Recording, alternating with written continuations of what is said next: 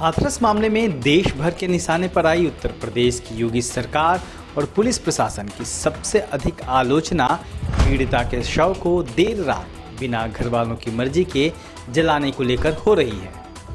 हर कोई योगी, उनकी पुलिस और स्थानीय प्रशासन की थू थू कर रहा है। फजीहत से बचने में जुटी यूपी सरकार इस मामले को कई दूसरा मोड़ देने में जुट गई है, जहां पुलिस द्वारा पीड़ित परिवार को बरगलाने और 50 लाख रुपए का लालच देकर झूठ बोलने की साजिश का आरोप लगाया जा रहा है, तो साथ ही इसे विदेशी मदद से योगी सरकार को बदनाम करने की साजिश रचे जाने की बात भी फैलाई जा रही है। हालांकि सरकार की ये तमाम तर्क जनता हजम नहीं कर पा रही है। इसी बीच योगी सरकार ने देर रात पीड़िता की चिता जलाने को लेकर सारा दोष भीम आर्मी और चंद्रशेखर आजाद पर मढ़ दिया है। सुप्रीम कोर्ट में दिए अपने हलफनामे में सरकार ने कहा है, पीड़िता का शव रात 9:30 बजे दिल्ली से चला और रात 12:45 बजे हाथरस गांव पहुंचा।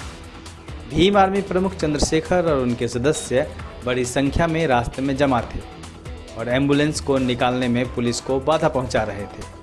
जब पीड़िता का शव पहुंचा तो वहां करीब 200 से 250 लोग मौजूद थे और पुलिस भीड़ को नियंत्रित कर रही थी।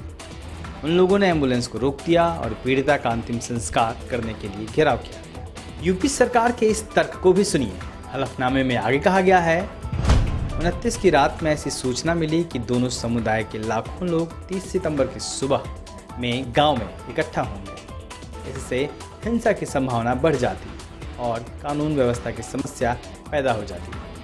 इसके अलावा बाबरी विध्वंस केस की सुनवाई की वजह से जिलों को हाई अलर्ट पर रखा गया था, जिन परिस्थितियों को ध्यान में रखते हुए परिवार की मर्जी से रात में ही अंतिम संस्कार कर दिया गया। अपने हलफनामे में योगी सरकार ने कहा है कि हिंसा से बचने के लिए परिवार की मर्जी के साथ आधी रात करीब 2:30 बजे पीड़िता का अंतिम संस्कार किया गया था। हलफनामे में यह भी जिक्र है कि अयोध्या बाबरी केस में फैसले की संवेदनशीलता और कोरोना प्रोटोकॉल के मद्देनजर परिवार की मर्जी से पीड़िता का रात 2:30 बजे अंतिम संस्कार किया गया।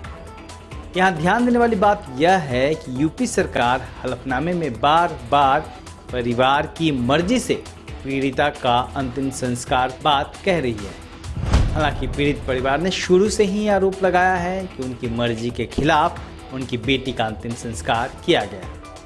जो तस्वीरें और वीडियो सामने आए उसमें भी साफ दिखा कि इस दौरान पुलिस अपनी मनमानी कर रही थी। सवाल यह भी है कि जब प्रशासन ने परिवार वालों की मर्जी से पीड़िता का अंतिम संस्कार किया तो आखिर उस दौरान पीड़िता के घर वाले मौजूद क्यों नहीं थे।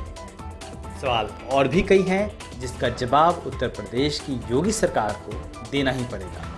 ब्यूरो रिपोर्ट, दलित दस्तक।